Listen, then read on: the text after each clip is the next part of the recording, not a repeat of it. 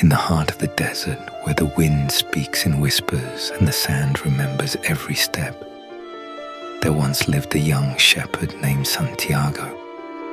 Every night, he dreamed of a treasure buried beneath the Egyptian pyramids. A treasure not of gold, but of destiny. He had sold his flock, crossed the sea, and walked for days beneath a burning sun, all for a dream that refused to fade. One evening, as the sky bled into amber, he met an old man cloaked in white. "When you truly desire something," the man said, "the universe conspires to help you achieve it." Santiago didn't understand, not yet, but those words carved themselves into his soul.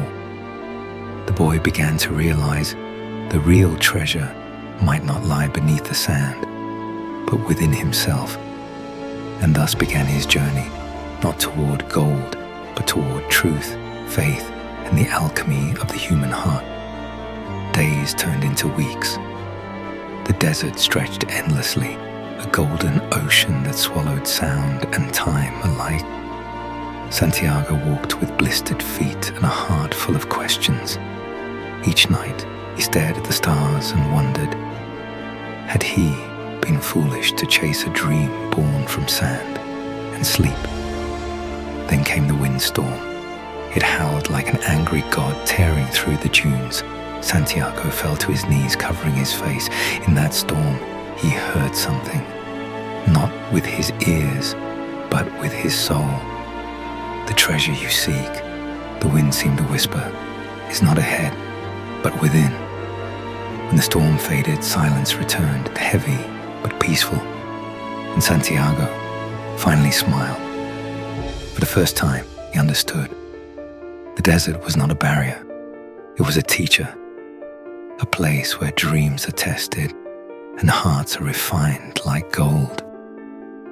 When Santiago finally reached the pyramids, his heart thundered with hope. He fell to his knees in the shadow of ancient stone, his hands digging through the sand. Hours passed. Nothing, only emptiness. And then laughter. A group of strangers appeared from the darkness. They mocked his desperation, kicked away the sand, and left him beaten beneath the stars. As the last one turned to leave, he sneered, "I once dreamed of treasure too, beneath the sycamore tree in Spain." Santiago froze, his breath caught. That was his home. The wind whispered again, softly this time, as if smiling. He realized the truth.